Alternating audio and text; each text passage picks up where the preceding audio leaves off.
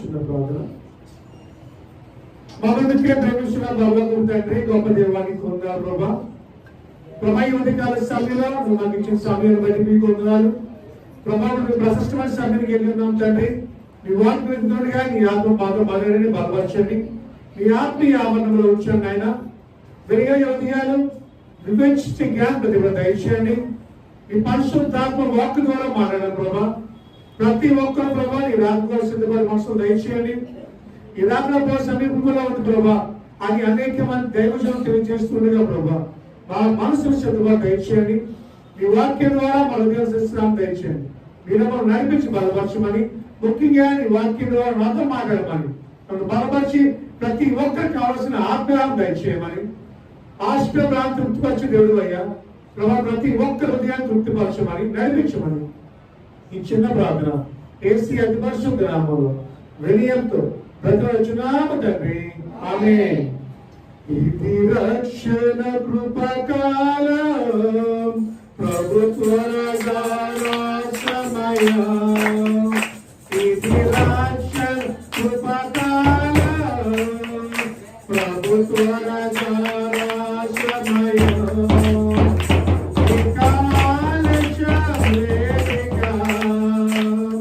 మనసు మార్చుకోని ఇది రక్షణ కృపకాలం, ప్రభు త్వరగా ఇది రక్షణ కృపకాలం, ప్రభు త్వరగా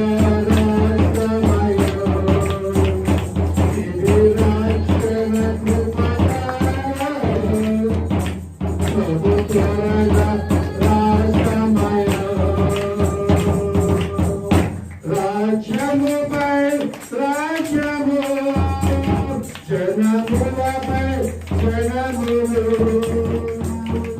రాజ్యముపై రాజ్యము, జనములపై జనములు.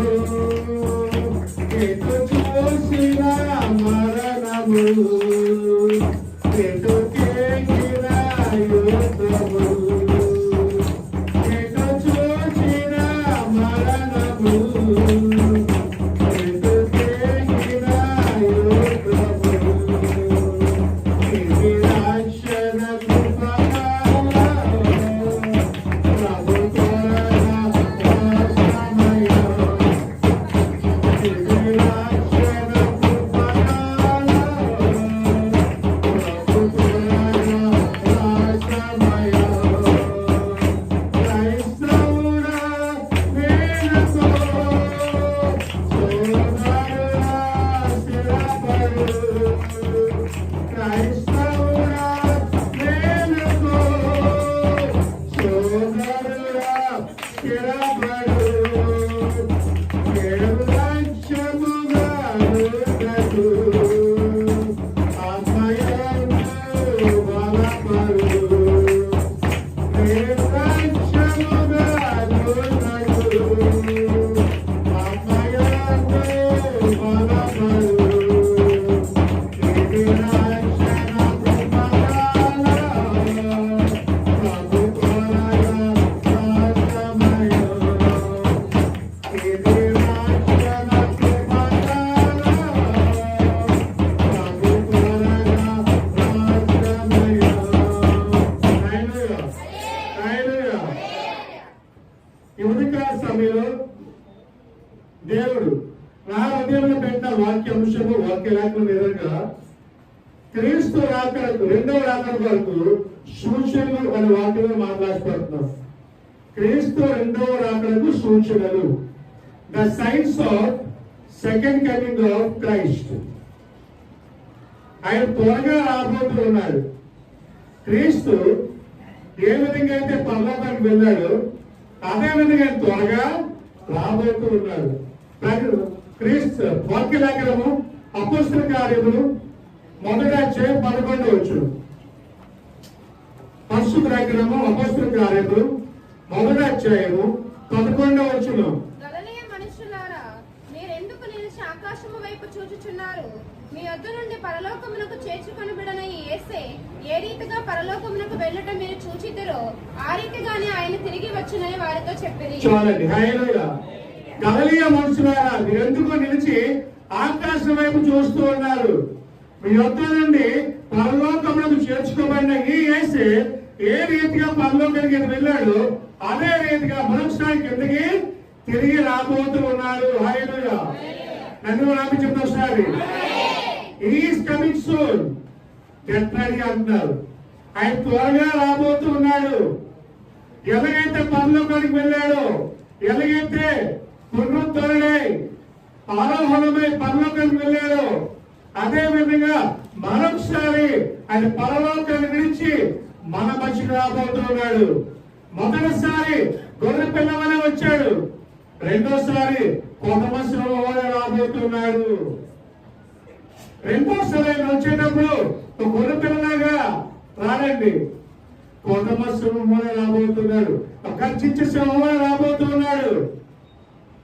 ఒక రాజుగా అధికారిగా మన కొరకైనా రెండోసారి భూలోకానికి రాబోతున్నాడు. అయితే యేసు అన్నాడు, నేను వచ్చే ముందు కొన్ని సూచనలు జరుగుతాయి. ఆ సూచనలు జరుగుతున్నాయంటే నేను వస్తున్నాను అర్థము అని వాక్య లేఖనంలో దేవుడు సెలవిస్తున్నాడు. అయితే మొట్టమొదటిగా జరిగేది ఏంటంటే ఆయన వచ్చే ముందు మోసాలు జరుగుతాయి ఎక్కువ.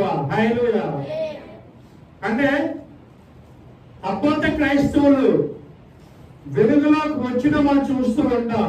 చూడ పరిశుద్ధ లేఖనంలో మత్తయి సువార్త 24వ అధ్యాయం 4-5 వచనాలు.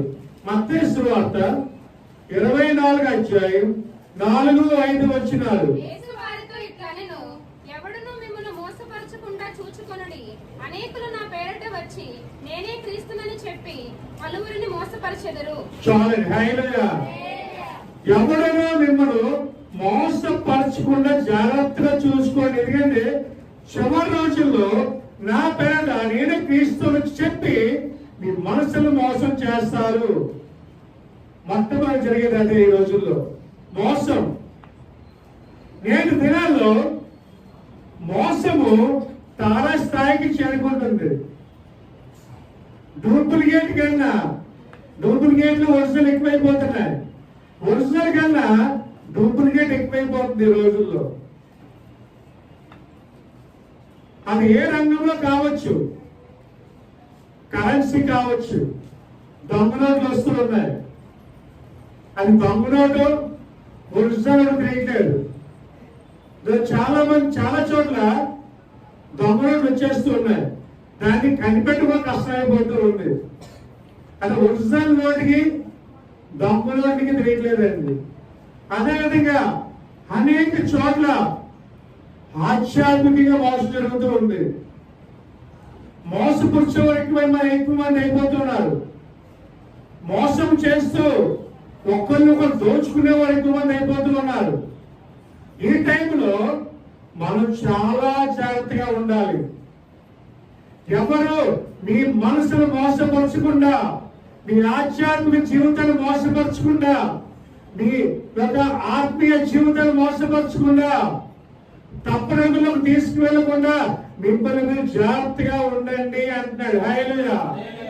ఈరోజు తినే ఆహారంలో మోసం అయిపోతుంది. ఈ మధ్యన వింటున్నాం, క్యాబేజీ ప్లాస్టిక్ రూపంలో వచ్చేస్తుందంట.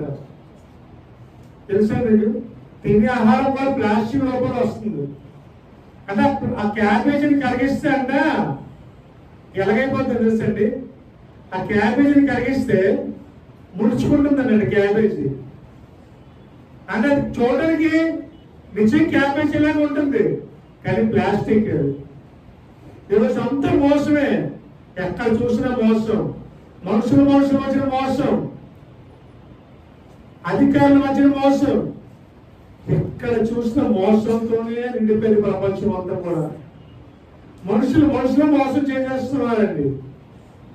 మనుషులే ఒకరి మీద ఒక అబద్ధ సాక్షి చెప్పేసుకుంటున్నారు. అంటే లోకం ఏ స్థాయికి వెళ్ళిపోయిందంటే మోసపుత్రుల లోకంగా మారిపోయింది. అటువంటి లోకంలో మనము క్రైస్తులుగా ఉన్న మనము ఆ మోసానికి లోపడకూడదు. చాలా మంది వస్తారు, నేనే క్రీస్తుని నన్ను నమ్ముకోండి అంటారు, నేను చెప్పింది నిజమైన బోధ అంటారు. చాలా మంది ఇంటికి వచ్చి మన వాక్యం ద్వారా మోసపరచాలని చూస్తూ ఉంటారండి. ఆ వాక్యం అసలు తెలియకపోతే మనం మోసపోతాం. బైబిల్ అనుసరించి చెప్పిందే నిజమైన వాక్యం. కానీ చాలా మంది ఏంటంటే ఒక్కొక్కరు అలా చెప్తుంటారు వాక్యాన్ని. నిజమైన నేను మనం తెలుసుకోవాలి, నిజమైన బోధ ఏంటో తెలుసుకోవాలి. అప్పుడే మనం ఆయన వచ్చేటప్పుడు ఎత్తబడి వారిగా ఉంటాం. హల్లెలూయా. కాబట్టి కుమార్తె ఈ యుగ సమాప్తిలో, ఈ కృపా యుగంలో, ఈ చివరి దినాల్లో, క్రీస్తు రాబోయే టైంలో మనం ఎవరి ద్వారా మోసపోకూడదు. నేనే క్రీస్తుని రచ్చక్రీస్తు వచ్చి నన్నే నమ్ముకోండి అంటాడు. వెలుగుతోట వేషం వేసుకొని వస్తాడు. ఒక మేక వలె గొర్రెపిల్ల శరీరం కప్పుకొని వస్తాడు. కానీ లోపల మనసులో ఉండదండి, తోడేళ్ళు మనసు వలె ఉండాలి. హల్లెలూయా. నేనే క్రీస్తు అంటాడు, నన్ను నమ్ముకోండి అంటాడు. అలాగే మనం మోసపోయామంటే నరకానికి మనం వెళ్ళిపోతాం. జాగ్రత్త. హల్లెలూయా. అదే అంటాడు, మిమ్మల్ని మీరు జాగ్రత్తగా ఉండండి, ఎవరి మాటలు నమ్మద్దు, మిమ్మల్ని మీరు నమ్ముకోండి అంటాడు దేవుడు. చాలా మంది చెప్పుడు మాటలు నమ్మేస్తూ ఉంటారండి. కొంతమంది ఏం చెప్పినా నమ్మేస్తారు, వాస్తవాలు చూడరు. అందులో నిజమా కాదనే విషయం తెలియదు. నమ్మాలా వద్దని కూడా కన్ఫ్యూజన్ లో ఉండిపోతూ ఉంటారు. కుమార్తె జాగ్రత్త. ఈ నెవరు మోసపరచకుండా, నీ హృదయాన్ని ఎవరెత్తికెళ్ళిపోకుండా, నీ కలిగి ఉన్న దాన్ని నువ్వు గట్టిగా పట్టుకోవాలి. హల్లెలూయా. ఈ చివరి గడియల్లో నువ్వెంత జాగ్రత్తగా ఉన్నావంటే చాలా ప్రాముఖ్యమైన విషయం. అంటారు కదా పౌలు, ఈ మంచి పోరాటం పోరాడితే చివరి వరకు నా విశ్వాసాన్ని కాపాడుకున్నాను, దేవుడి జీవ కిరీటాన్ని నేను పట్టుకున్నాను. హల్లెలూయా. కుమార్తె నువ్వు బాప్టిజం పొందావు. కొంతమంది బాప్టిజం పొంది 16 సంవత్సరాలు అయిపోయింది. కొంతమంది బాప్టిజం పొంది 5 సంవత్సరాలు అయింది. కొంతమంది బాప్టిజం పొంది 10 సంవత్సరాలు అయింది. ఎన్ని సంవత్సరాలు అయింది కాదు, ఈ రోజు నీ ఆత్మీయ జీవితంలో నువ్వు ఎలా ఉన్నావు, నీ విశ్వాసం ఎలా కాపాడుకున్నావు, దేవుని కొరకు ఎలాగ పరిగెడుతున్నావు అనేది చాలా ఇంపార్టెంట్. కుమార్తె దేవుని కొరకు నువ్వు బలపరుచుకోవాలి. నీ హృదయాన్ని ఎవరు సాతాను వస్తాడు. సాతాను వచ్చేది ఒకటే, అక్కడ వచ్చేది ఎందుకు? సాతాను మోసం చేయడానికి వస్తాడు, దేనికి రాడండి. మన ఆత్మీయ జీవితాన్ని దొంగలించడానికి వస్తాడు. మన జీవితాన్ని పాడు చేయడానికి తీసుకెళ్తాడండి. ఒకసారి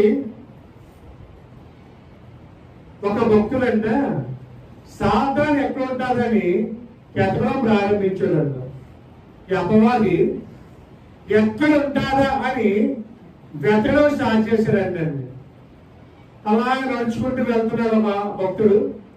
వెళ్తున్నప్పుడు ఒకడు గుడి దగ్గర చూసాడంట. ఆ గుడి మీద వెతుకులు ఎవరు లేరంటే ఆయనకి సాతాలు ఎదురు వెళ్ళిపోయాడంట. ఒక ఇంకో ఇంటికి వెళ్ళాడంట. ఆ ఇంటి మెట్ల మీద చూసాడంట. ఆ ఇంటి మెట్ల మీద కూడా కనిపించలేదంట. అలాగా అన్ని ప్రదేశాలు పార్క్ వెళ్ళాడంట. పార్క్ లో కూడా సాతాలు లేదంట. అలా వెళ్తున్నప్పుడు ఒక చర్చిలో ఆర్డర్ అవుతుంది. ఏదో చర్చి ప్రార్థన అవుతుందో చూద్దాము, ఇక్కడ ఉన్నారేమో అని చెప్పి చూస్తే మెట్ల మీద కూర్చున్నాడంటే సాతాను. అలాగా ఎక్కడ కూర్చున్నాడు? మెట్ల మీద కూర్చున్నాడంట. ఆశ్చర్యపడిపోయాడు. ఇదేంటి చర్చి మెట్ల మీద కూర్చున్నాడు ఈ సాతాను, ఏం చేద్దామా అడుగుదా ఒకసారి వెళ్ళి ఏం చేస్తాడని చెప్పి, ఏ బాబు సాతాను అన్ని ప్లేసులు వేసి చర్చి ముందే ఎందుకు కూర్చున్నావు అని అడిగాడంట.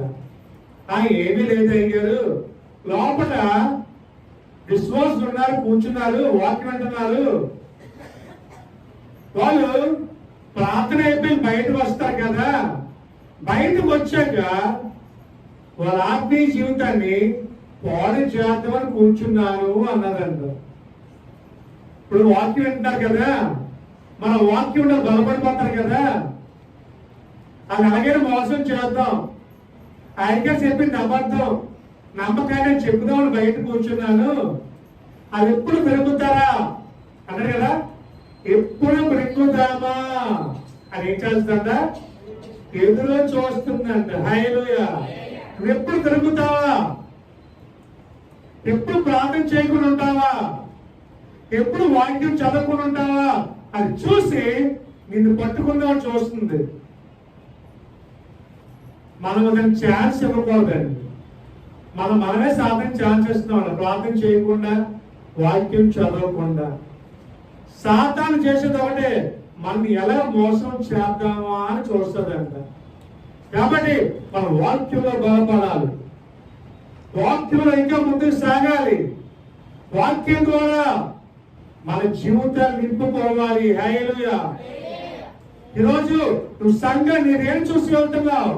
వాక్యాన్న, ఆడంబరాలన? ఒక్కసారి నువ్వు ఆలోచించుకోవాలి. మాటలు సంఘంలో ఉండవలసిన ఆడంబరాలు కాదు, సంఘంలో ఉండవలసిన దేవుని వాక్యం.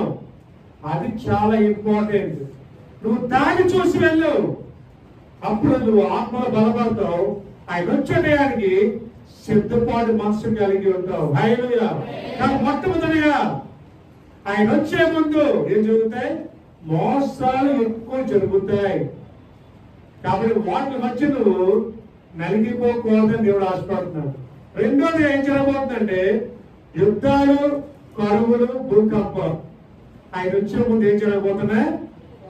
యుద్ధాలు, కరువులు, భూకంపాలు. పరిశుద్ధ లేఖనములు మత్తయి సువార్త 24వ అధ్యాయం 7-8 వచనాలు.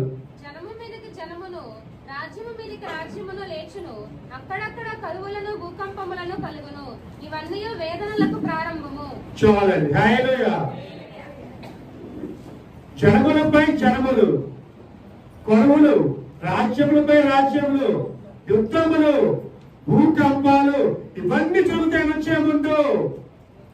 ఇవి శ్రమలకు ప్రారంభము. ఈ నామానికి దేవుడు చెప్తాడు, ఈ వచ్చే ముందు భూకంపాలు జరుగుతాయి, యుద్ధాలు జరుగుతాయి, కరువులు కూడా వచ్చేస్తాయి. హల్లెలూయా. ఈ రోజుల్లో ప్రపంచంలో శాంతి సమాధానం కొరవైపోయింది.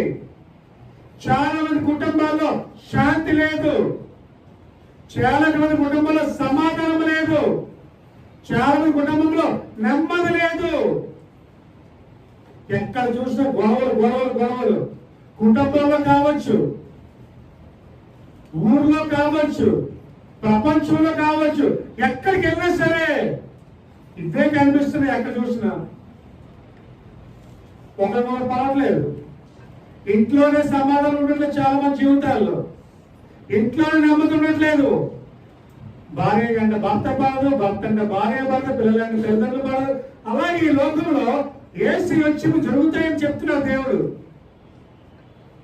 యుద్ధాలు జరుగుతాయి, రాజ్యాలపై రాజ్యాలు వస్తూ ఉంటాయి, శాంతి సమాధానం ఉండదు, ప్రపంచంలోనూ ఉండదు, గృహాల్లో ఉండదు. అక్కడ ఈ రోజుల్లో ఉమ్మడి కుటుంబాలు చూడలేకపోతున్నాం కదండి. పాత రోజుల్లో అందరూ కలిసి ఉండేవారు. ఈ రోజు ఎక్కడ కలిసి ఉండట్లేదండి. పెళ్ళైన 2వ రోజే వేరే కొమ్మలు పెట్టేస్తున్నారు. కలిసి ఉండట్లేదు, కలిసి మాట్లాడుకోవట్లేదు. పండుగ అందరూ వచ్చేవారు, మంచి వాతావరణం ఉండేది. ఈరోజు పండుగ రోజు కూడా కలవట్లేదు చాలా మంది. అంటే అంత బిజీ లైఫ్స్ అయిపోయారండి. ఎలాగైపోయిందండి ఈ రోజుల్లో ఎంతమంది ఒంటరి జీవితాలకు బ్రతుకుతున్నారు చాలా మంది. శాంతి సమాధానం ఉండట్లేదండి, నెమ్మది ఉండట్లేదు, బంధువుల మధ్య సమాధానం లేదు, బంధువుల మధ్య శాంతి లేదు. కుమార్తె ఇవన్నీ కారణం ఏంటంటే సాతాను పెట్టి గలిబిలు. ఇవన్నీ కూడా సాతాను ఎలాగైనా ఐక్యత పాడు చేయాలి, ఐక్యతగా ఉంటే వీళ్ళు అభివృద్ధి అయిపోతారు కాబట్టి ఈ లైంగికతను పాడు చేయాలి అని సాతాను ప్రయత్నం చేస్తూ ఉంది. హల్లెలూయా. కుమార్ వాటిపై చోటు ఇవ్వకూడదు. కలిసి ఉంటే చాలా సుఖం. హల్లెలూయా. కలిసి ఉండాలి, అందరూ ఐక్యతగా ఉండాలి. 2 పేర్ల తోట త్వరగా తెగిపోతుంది కదా అన్నాడు. ఒక పేరు నుండి ఈజీగా తెగిపోద్ది, ఎక్కువ పేరు నుండి తోట త్వరగా. సాతానే చేస్తుంది, కలిసి ఉన్న మనల్ని విడగొట్టడానికి ప్రయత్నం చేస్తుంది. కానీ మనం దానికి ఛాన్స్ ఇవ్వకూడదు. సంఘంలో కావచ్చు, మా గృహాల్లో కావచ్చు, ప్రపంచంలో కావచ్చు, శాంతి సమాధానం లేకుండా చేయడానికి ప్రయత్నం చేస్తుంది. ఈ రోజుల్లో ఎక్కడ చూసిన యుద్ధాలు. ఈ రోజు కూడా పాకిస్తాన్ ఇండియాకి ఇప్పుడు పాడు, ఎప్పుడు బాదుకోవడమే, ఎప్పుడు గొడవ, ఎప్పుడు యుద్ధాలే. ఈ మధ్య చైనా కూడా మనం తయారయ్యింది, మాట్లాడితే సరిహద్దుల్లోకి వచ్చేస్తున్నారు. అంటే యుద్ధాలు జరుగుతున్నాయి ఎక్కడ చూసినా. దేశం పడట్లేదు, రాజ్యం పడట్లేదు, రాష్ట్రాలుగా పడట్లేదు, రాజకీయాల మధ్యనే పడట్లేదు. ఎక్కడ చూసినా గొడవలు, ఎక్కడ చూసినా యుద్ధాలే. ఇవి రెండింటి కారణం ఏంటి తెలుసండి? దేవుడు త్వరగా రాబోతూ ఉన్నాడు. హల్లెలూయా. యేసు రాజుగా రాబోతూ ఉన్నాడు. ఆయన వచ్చే ముందు జరుగుతున్నాయి అలా ఎగ్జాక్ట్ గా. జరగట్లేదండి చెప్పండి? భయంకరం జరుగుతున్నాయి. ఎక్కడ చూసినా ఇవే, ఎక్కడ చూసినా గొడవలే. అలాగే ఈ మధ్యకాలంలో సోమాలియా అండ్ ఆఫ్రికా ఖండంలో కరువు ఎక్కువ ఉందంటండి. తిండి తొలగట్లేదు, వాళ్ళకి ఆహారం తొలగట్లేదు. అంటే ఏ స్థితికి వెళ్ళిపోతున్నారంటే మనుషులు చంపుకునే స్థాయికి వెళ్ళిపోతున్నారు. అంటే ఆహారం దొరక్క కరువులు ఎక్కువైపోతున్నాయి. ఒక పూట తిన్న కూడా కష్టమైపోతుందండి. ధరలు చూస్తే పెరిగిపోతున్నాయి. కొనుక్కోలేని పరిస్థితి, తినలేని పరిస్థితి. అంత భయంకరమైన స్థితిలో మనం ఉన్నాం. ఈరోజు గుర్తుపెట్టుకోండి. కరువులు ఎక్కడ చూసినా సరే, తినడానికి తిండి కూడా దొరకట్లేదు. కొన్ని చోట్ల అయితే, కొన్ని చోట్ల తినలేకపోతారు తిండి కూడా. ఈ ఫుడ్ కాలుష్యం ఎక్కువైపోయింది. తినే ఆహారం మంచిదో చెడ్డదో కూడా తెలియట్లేదు. ఇంజక్షన్ వేసేస్తున్నారు. ఆ తినడం వల్ల జబ్బులు వచ్చేస్తున్నాయి చాలా మందికి. ఈ రోజుల్లో కరువు కారణం ఏంటంటే దేవుడు త్వరగా రాబోతున్నాడు. ఆయన త్వరగా రాబోతున్నాడు. దానివల్ల కరువులు ఎక్కువైపోతున్నాయి. ఆహారం దొరకట్లేదు. తినలేని పరిస్థితి అయిపోయిందండి. కొనుక్కోలేని పరిస్థితి. ఒక పూట కావడం కూడా కష్టమైపోతుంది కొన్ని కుటుంబాల్లో. కారణం ఏంటంటే కరువులు ఎక్కువైపోతున్నాయి, భూకంపాలు ఎక్కువైపోతున్నాయి. ప్రతి గంటకి ఏదో ఒక చోట భూకంపం వస్తూనే ఉంది. ఏదో ఒక చోట ఈ భయంకరమైన సునామీ అనే విపత్తులు వస్తూనే ఉన్నాయి. అన్నారు కదా, దేవుని రాక ఎలా ఉండబోతుందంటే నోవహు దినాలు ఎలా ఉన్నాయో రాక దినాలు కూడా అలాగే ఉండబోతున్నాయి. జల ప్రళయాలు వస్తాయి, తుఫాన్లు వస్తాయి, సునామీలు వస్తాయి, అంతు చిక్కని వ్యాధులు వస్తాయి. ఎవరికి అర్థం కావట్లేదు ఎప్పుడే ఏ వైరస్ వస్తుందో అనేది. ఒక వైరస్ వెళ్ళిపోతే ఒక virus, first wave, second wave, third wave అని. ఈ వేవ్ ఏంటో అర్థం అవట్లేదు. మాకైతే వేవ్స్ అంటున్నారు అంతే. మళ్ళీ వచ్చేస్తుంది అన్నారు కరోనా. ఒక చోట అయితే కొన్ని చోట్ల మళ్ళీ లాక్డౌన్ పెట్టారు. మహారాష్ట్ర వేవ్ అంటే ఎలాగైపోయిందండి. రోజు మనిషి ఏమైపోతుందో తెలియట్లేదు, ఎంతకాలం బ్రతుకుతామో తెలియట్లేదు. ఈ రోజు ఉంటాం, రేపు ఏ వైరస్ వస్తుందో ఎవరు తెలియట్లేదండి. డెల్టా ప్లస్ అంటున్నాడు. డెల్టా అంటే డెల్టా ప్లస్ వేరియంట్. అంటే మనుషులకు తెలియని వ్యాధులు వస్తున్నాయి, డాక్టర్లకు అర్థం కాని వ్యాధులు వస్తున్నాయి. కుమారుడు దీనికి కారణం ఒకటే, ఆయన త్వరగా రాబోతూ ఉన్నాడు. జాగ్రత్త. ఈ సూచనలు దేనికంటే ఇదిగో ఈయన మేఘాలయ రాబోతున్నాడు భూమి మీదకి. ఇవి వచ్చే ఇవన్నీ జరుగుతాయి అన్నాడు. ఇవన్నీ జరుగుతున్నాయి. భూకంపాలు వచ్చేస్తున్నాయి, ఎక్కడ చూస్తే అక్కడ. కుమార్తె జాగ్రత్త, సిద్ధపాటు మనసు కలిగి ఉండు. దేవుని రాక మనకు ఎదురు చూస్తూ ఉండు. నిలుపుకుంటూ ప్రార్థన చేయి. దేవుని వాక్యాన్ని విని హృదయాన్ని బలపరుచుకో. చాలా మనకి ఎలాగైపోయిందంటే క్రైస్తవ జీవితంలో ప్రార్థన అంటే నిర్లక్ష్యం, వాక్యం అంటే నిర్లక్ష్యం. ప్రార్థన చేసిన పరిస్థితి కుమార్ అన్ని చోట్ల వెళ్ళగలుగుతున్నాం, కానీ ప్రార్థన రాలేకపోతున్నాం. గంటల తరబడి నుంచోగలుగుతున్నాం బయట, కానీ దేవుడి సందులో ఒక 5 నిమిషాలు నుంచోలేకపోతున్నాం. దానికి కారణం ఏంటంటే మనలో ఆత్మీయ జీవితము చల్లారిపోతుందని దేవుడు అంటున్నాడు. ఆత్మీయ జీవితము కిందకి వెళ్ళిపోతుంది, పైకి వెళ్ళవలసిన ఆత్మీయ జీవితం కుమార్ జాగ్రత్త. దేవుడు హెచ్చరిస్తున్నాడు ఈరోజు, కుమారాన్ని త్వరగా రాబోతున్నాడు.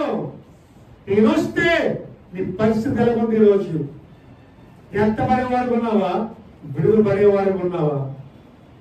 ఇదిగో నేను వస్తాను. ఎవరైతే మొదట నా జీవితాన్ని కలిగి ఉంటారో, నన్ను పోలు నేర్చుకుంటారో, ముందు వాడి పైకి తీసుకు వెళ్ళిపోతాను.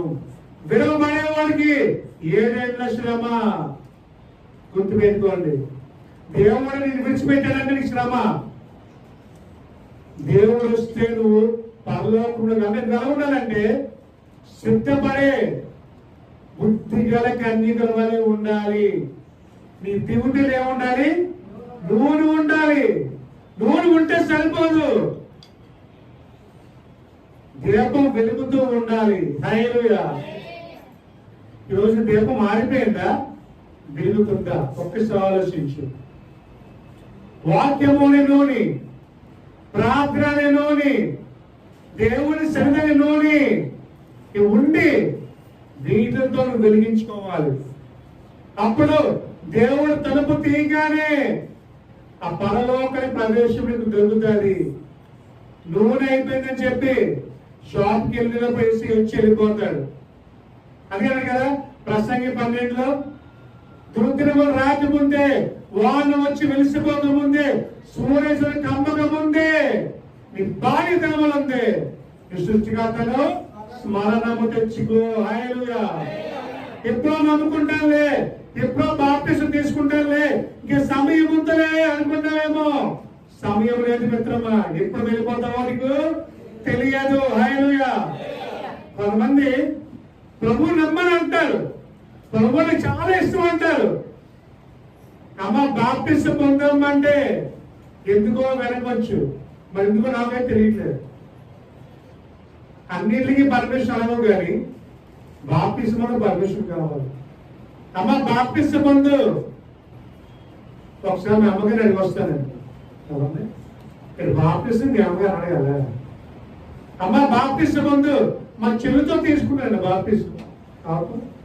మా చెల్లి ఎప్పుడు కాదు అవుతుంది, ఎంత కాస్త ఎప్పుడు తీసుకుంటారు. కుమార్తె బాప్టిజానికి సమయం లేదు. నువ్వు ఎప్పుడు దేవుడి మాట తీసుకోవడమే.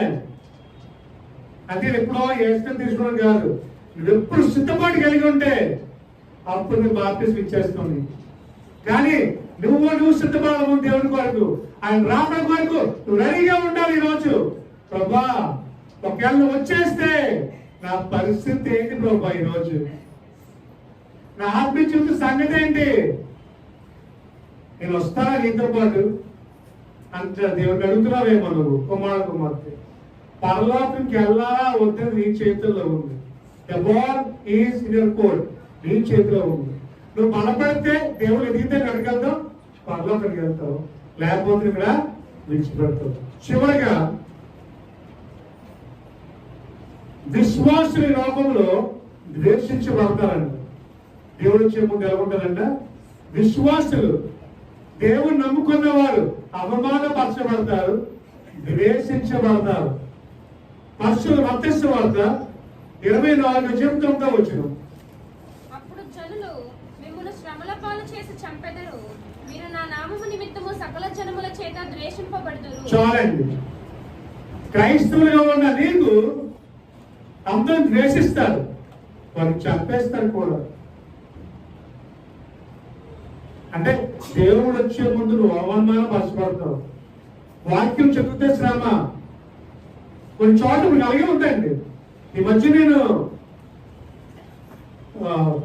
యూట్యూబ్లో చూశాను, కొంతమంది కార్యకర్తలు చర్చిలోకి వెళ్ళి భజన చేస్తున్నారండి. అక్కడ వెళ్ళిపోయి ప్రార్థన చేయకుండా అభ్యంతరపరుస్తున్నారు. అంటే ప్రార్థన సంఘంలో చేయడానికి కూడా అవకాశం ఉండదండి ఫ్యూచర్ లో. వాక్యం కూడా పైకి చదువుకోవాలంట అన్నాడు. ఫ్యూచర్ లో వాక్యం కొరవైపోతే అంటాడు. ఆ దొరకడం కూడా కష్టమే. కుమార్తె అంటే రాబోయే అలవాటు ఆలోచించు. ప్రార్థన చేయనివ్వరు, ప్రార్థన చేస్తూ కొట్టేస్తారు, వాక్యం చదువుతూ కొట్టేస్తారు. అంటే ఇంకా బ్రతకడమే కష్టమైపోతుంది క్రైస్తవుడు. అటువంటి స్థితిలో మనం వెళ్ళిపోతుంటాం భవిష్యత్తులో. ఆ టైంలో కూడా నువ్వు నమ్మకంగా జీవిస్తే పరలోక రాజ్యం నీదే. హల్లెలూయా. మృదుగా క్రీస్తే చావైతే లాభమే. అది వనగలగాలి. అనగలిగితే చాలు, దేవుడిని పరలోకం తీసుకెళ్ళిపోతాడు. భయపడకు. ఎంతమందికి శత్రువులు వచ్చినా ఏ స్త్రీని తోడుకుంటాడు, గుర్తుపెట్టుకో. కానీ భయపడకు, దేవుని విడిచిపెట్టకు. నువ్వు దేవుని నమ్ముకున్నావు, నీ ఇంట్లో కుటుంబంలో చూసి ఉండొచ్చేమో. నువ్వు దేవుని నమ్ముకున్నావు, నీ విడిచిపెట్టి మాట్లాడి చాలా మంది మాట్లాడి మానేస్తున్నాను నీతో. నువ్వు ఆ దేవుని నమ్ముకున్నావు, మా ఇంటికి రాకు. నువ్వు ఆ దేవుని నమ్ముకున్నావు, మా ఇంటికి అడుగుపెట్టకు. నువ్వు ఆ దేవుని నమ్ముకున్నావు, మా ఫంక్షన్ రాకు అన్నవాళ్ళు చాలా మంది ఉన్నారు ఈ రోజుల్లో. కానీ భయపడకు. నీకు ఈ లోపల చూడలేకపోవచ్చు, మీరు పరలోపల నీకు చూడటం. దాన్ని బట్టి దేవుడు శుద్ధించు. హల్లెలూయా. భయపడకు, దిగులు పడకు. ఎంతమందిని అవమానపరిచినా, ఎంతమందిని అపహాసించినా నీకు దేవుడు తోడుకున్నాడు, గుర్తుపెట్టుకో. అయితే నువ్వు ఒకటే చివరిగా చెప్తాను, వాక్యాన్ని విడిచిపెట్టకు. ఈ చివరి గడియల్లో ప్రార్థన విడిచిపెట్టకు, దేవుని సన్నిధిని విడిచిపెట్టుకో. మనకుమా నువ్వేం మాత్రం ఛాన్స్ ఇచ్చామంటే చాలు, నీ కుటుంబంలోకి, నీ జీవితంలో శాతం ప్రవేశిస్తాను, గుర్తుపెట్టుకో. దాన్ని తోవ నువ్వుకుండా ఉండాలంటే మీ ఇంట్లో ఏముండాలి చెప్పండి? మీ ఇంట్లో ఏముండాలి అని చెప్పాలి? ప్రార్థన ఉండాలి, ఇంట్లో వాక్యం ఉండాలి, దేవుని స్వనాదాలు ఉండాలి. అప్పుడే నీ ఇల్లు పరలోకాలకు మారిపోతుంది. ఇంటికి వెళ్తావు, ప్రార్థన ఉండదు, వాక్యం ఉండదు, ఏమి చేయవు, చర్చిలో ప్రేరణ రావు. సండే ఒక్కరోజు కనిపిస్తావు, మిగతా ప్రార్థన పెడితే ఎవరు రావట్లే. ప్రార్థన అనౌన్స్ చేస్తున్నాం కానీ ఎవరూ కనిపించట్లేదు. మరి దేవుడు నాకు వస్తే పరిస్థితి ఏంటి? అలా రాకపోతే నువ్వు దేవుడి స్థితికి ఎందుకు వస్తావు అంటే నన్ను చూడడానికి కాదు. అయ్యో పాస్టర్ గారు ఎలాగొన్నా చూద్దాం, లేదా మా అక్క ఎలాగుంది, మా చెల్లి ఎలాగుంది చూడడానికి రావట్లేదు. నువ్వు దేవుడి స్థితికి ఎందుకు వస్తున్నావంటే దేవుడిని చూడడానికి వస్తున్నావు, దేవుడితో మాట్లాడడానికి వస్తున్నావు, దేవుడిని కలుసుకోవడానికి వస్తున్నావు. గుర్తుపెట్టుకో. ఆయన కలకు ఇక్కడికి వచ్చి ఆయన కలకుండా వెళ్ళిపోతే తమ ప్రయోజనం లేదు. చర్చికి వచ్చేవాడు నీకు దేవుడు కనిపించాలి. అలా కనిపించాలంటే నీ మనసులో ఎవరు ఉండాలి చెప్పగలరు? ఏసే నీ మనసులో ఉండాలి, నీ ఇంట్లో ఏసే ఉండాలి. ఇంట్లో పడుకుంటే ఏమి రాదమ్మా.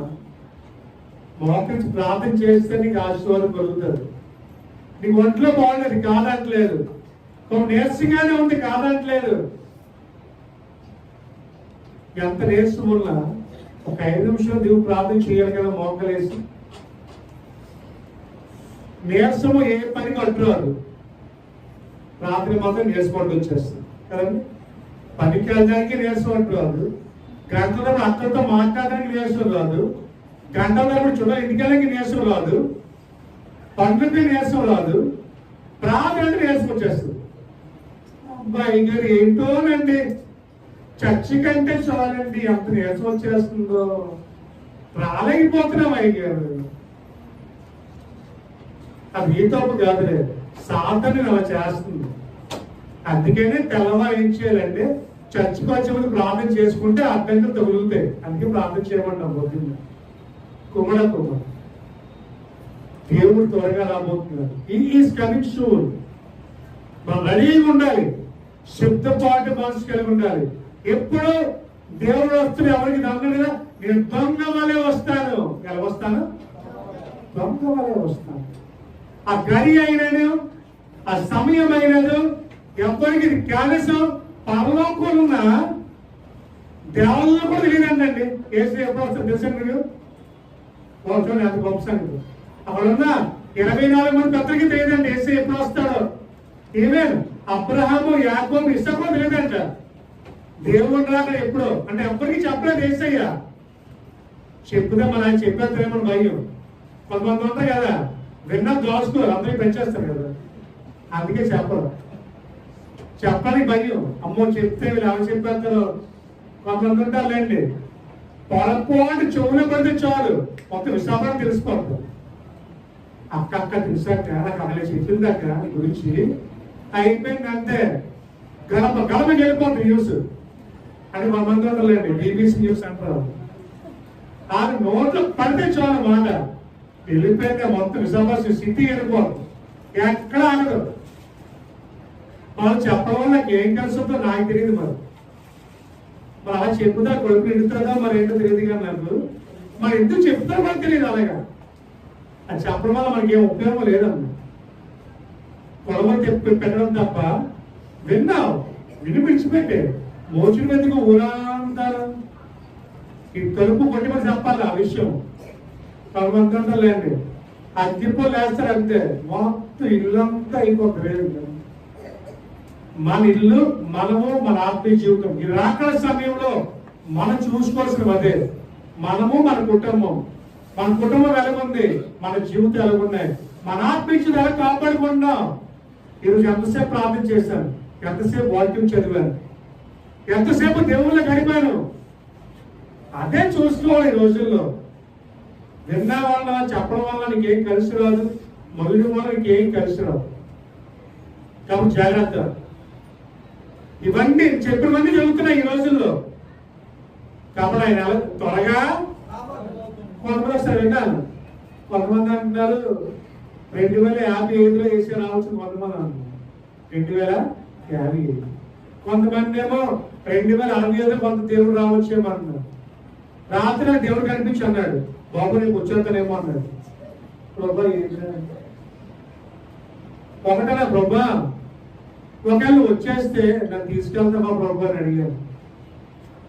సిద్ధపాటికి వెళ్ళి కూడా తీసుకెళ్తాను దేవుడు నాతో. రాత్రి అడిగాను, ప్రభా ఏంటి ప్రభా మరి నా పరిస్థితి, ఒకవేళ వచ్చేస్తే నా పరిస్థితి ఏంటండి? నువ్వు ప్రార్థన జీవితం కలిగి కూడా తీసుకెళ్తాను ఆయన, నాకేం అభ్యంతరం లేదు. నువ్వు తినకుండా వాళ్ళు ఏమైనా తీసుకుంటా పర్లేదు కదా దేవుడు. జాగ్రత్త, ఆయన త్వరగా రాబోతున్నాడు. దేవుడు నీతో కూడా మాట్లాడుతున్నాడు ఈరోజు, ప్రతి రోజులతో మాట్లాడుతున్నాడు. ఈ రోజు నాకు ఎలాగో తెలియదు కానీ ఈ రోజు నుంచి అయినా సిద్ధపాటు కలిగి ఉంది. మెలుగుండు, నెవడో మోసపరచకుండా నీ ఆత్మీయ జీవితాన్ని కాపాడుకో. ఎవరైనా ఇంటికి వస్తుంటారు చెప్పు, అన్యులు చెప్పు వాక్యం. మాకు దేవుడిగా మాకు తెలుసు. మా ఇంటికి వచ్చేవారు, అమ్మా మీ ఇంటికి వస్తామమ్మా, దేవుడు మాట చెప్తామా, మాకు తెలుసు. ఎవరైతే నశించిపోతామో చెప్పండి. అన్యులు చాలా మంది ఉన్నారు, కోట విస్తారంగా ఉంది. కోసేవాళ్ళు లేరంటండి, పనివాళ్ళు లేరంట. ఏసీ అంటాడు, వెళ్తావా నువ్వు? పాపం కదా, మీరు ఒకే వెళ్తారా? వాక్యం అంటే ఇష్టమే నాయన, ప్రార్థన అంటే ఇష్టమే, కానీ ఎందుకో చెప్పడానికి భయం వేస్తుంది. నేను వాక్యం చెప్పడానికి భయం. కుమారు చివరికి ఒకటే మాట, గెట్ రెడీ, సిద్ధపాటు కలిగి ఉండు. రెడీ అయిపో దేవుడి కొరకు. ఆయన మేఘాడే రాబోతున్నాడు. ఇప్పుడు వచ్చేస్తాడేమో, ఎవరికి తెలియదు కదా. ఇలా కూర్చొని వచ్చేస్తే దేవుడు, అది చూసుకో. నువ్వు ఇంటికి వెళ్ళిపోతావు, ప్రార్థన చేసుకో. గోడ సమయం ఉంది కదా, సమయం ఉన్నప్పుడల్లా బైబిల్ చదువుకో, ప్రార్థన చేసుకో, దేవునితో గడుపు ఎక్కువ సమయాన్ని. అది నీకు ఆశీర్వాదకరం. కాబట్టి ఈ రోజు నుంచి మన సంఘం ఎలా ఉండాలి? సిద్ధపడే సంఘంగా, దేవుని రావడం వరకు ఎదురు చూసి సంఘంగా ఉండాలి. ప్రార్థన చదవండి. ఒక్క నిమిషం ప్రార్థన చేద్దాం. ఈరోజు దేవుడితో మాట్లాడుతున్నట్టయితే అపరిశుద్ధాత్మ దేవుడు నిన్ను బలపరుస్తున్నట్టయితే ప్రభా నిజమేనాయన నా ఆత్మీయ జీవితాల ముందు చూపించు. నువ్వు త్వరగా రాబోతున్నావు ప్రభా. ఎక్కడ చూసిన మోసాలు ఆయన, ఎక్కడ చూసిన జీవితాలకు కొనుగోలు ప్రభా, ఎక్కడ చూసిన ప్రభా విశ్వాసం దాడులేనాయన ప్రభా. ఇటువంటి సమయంలో మా ఆత్మీయ జీవితాన్ని మీ కాపుకు సాయం దయచేయండి ప్రభా. మా ఆత్మీయ జీవితాన్ని మేము పట్టపట్టుకు సాయం దయచేయండి. నీ కొరకు ఇతరులు చూస్తే క్రైస్తవుగా మార్చు ప్రభా అని ప్రార్థన చేద్దాం. రోజు ఒక గమనం తెలియదు కానీ ఈ రోజు నుంచి నీ ఆత్మీయ జీవితాన్ని బలపరచు. దేవునికి నీ సన్నిధి నీ ఆత్మీయ జీవితాన్ని సమర్పించు ప్రభా. నువ్వు ఉంటే చాలు అయ్యా, నాకు నువ్వు మాట్లాడితే చాలు ప్రభా. నీ రాకడ కొరకు ఎదురు చూసేవారు ప్రభా. నిన్ను ఎదుర్కొనే సహాయం దయచేయడం ప్రార్థించి మన కుమార్తె ఈరోజు దేవుడు హృదయంతో మాట్లాడుతున్నట్టయితే, అపరిశుద్ధపు దేవుడు నీతోనే మాట్లాడుతున్నట్టయితే ప్రార్థన చేసి శబ్దపాటు మనసు కలిగి ఉండు. దేవుడు రాకడ కొరకు ఎదురు చూడు. ఆయన బలపరచబోతున్నాడు. ఈరోజు ప్రార్థన చేద్దాం. పరిశుద్ధులని దూరంతో భక్తులు పరిహారపరుచున్నాయేసి కొంటున్నారు ప్రభా. ఈరోజు మాట్లాడే విధానం బట్టే మీకు కొంటున్నారు ప్రభా. ఈరోజు బలపరిచిన విధానం బట్టే మీకు కొంటున్నారు తండ్రి ప్రభా. త్వరగా రాబోతున్నావు అయ్యా. ఆ గడి అయినా ఆ సమయం అనేది ఎవరికి తెలియదు ప్రభా. ప్రభా నువ్వు ఎప్పుడు వచ్చినా సరే మీరు సిద్ధపడే మనసును దయచేయండి ప్రభా.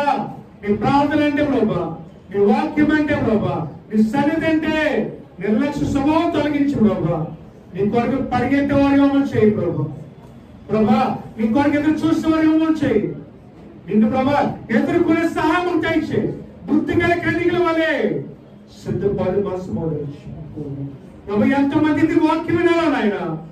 ఈ వాక్యము అపవాది ఎత్తుకెళ్ళిపోకుండా, అపవాది దొంగలించకుండా నువ్వు మా ఖర్చు అయ్యండి ఆయన.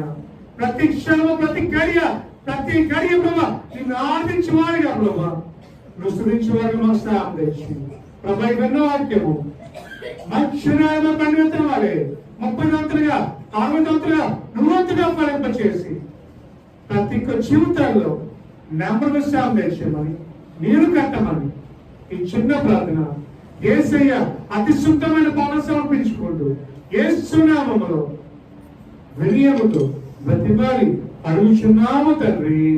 ఆమేన్.